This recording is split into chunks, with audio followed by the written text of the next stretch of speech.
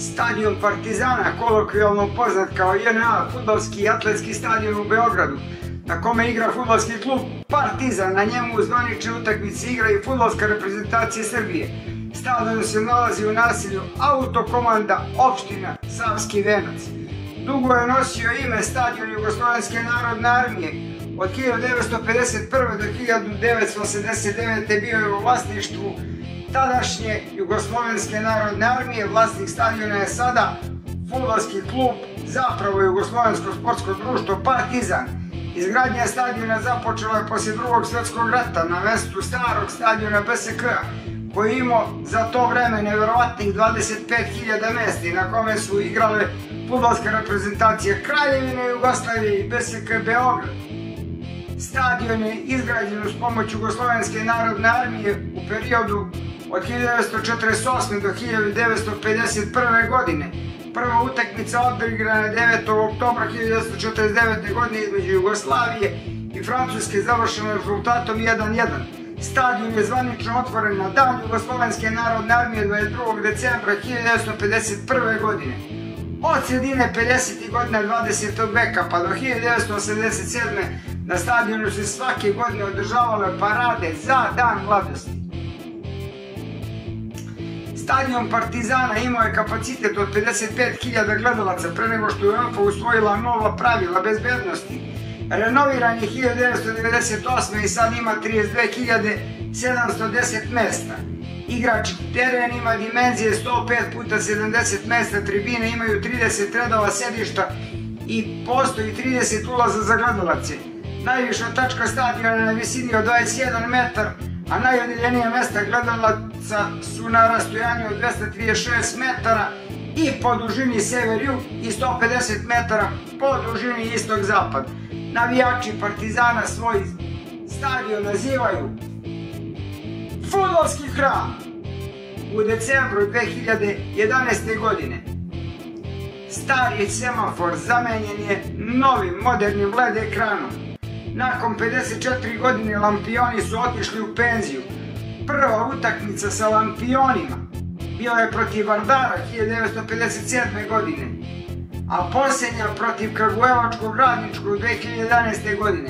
Pred početak utakmice na semaforu pisalo: ja odoh u penziju, vi ostajite uz Partizan, vaš Lampion.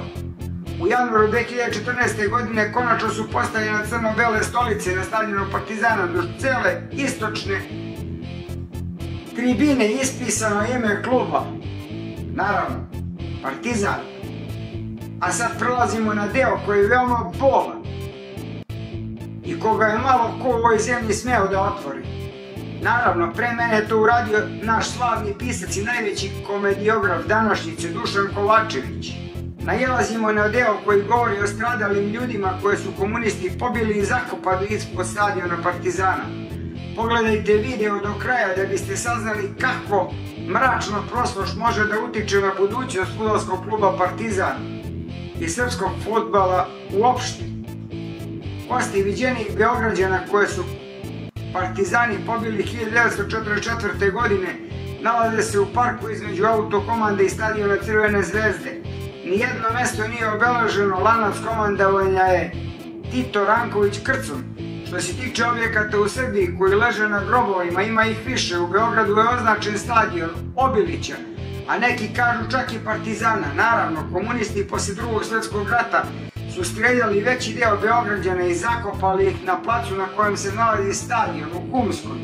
Ispod južne tribine najverovatnije se nalaze kosti streljanih.